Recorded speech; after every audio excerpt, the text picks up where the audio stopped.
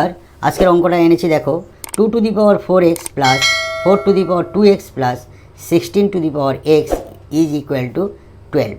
এইখান থেকে আমরা x এর মানটা কীভাবে বের করছি দেখতে থাকো। সলভ।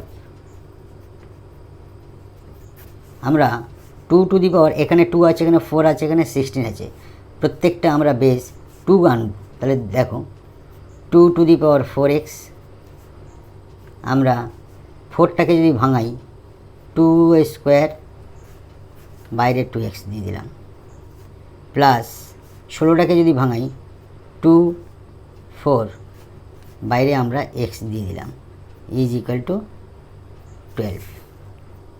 অতএব 2⁴x প্লাস 2 এটা গুণ করলে আমাদের 2 গুণ 2x প্লাস 2⁴4 গুণ x ইজ ইকুয়াল টু 12।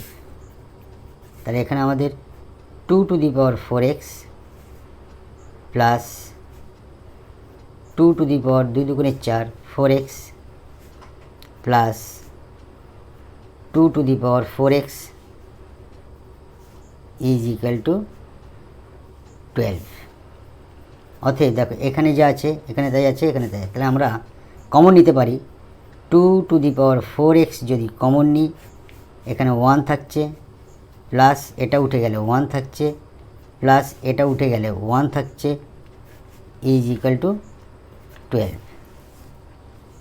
অতএব 2⁴x গুণ 1 plus 1 2 plus 1 3 is equal to 12।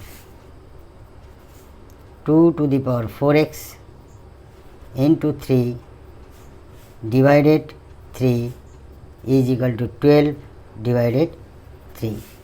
3 3 cancel out, 3 4 12। অতএব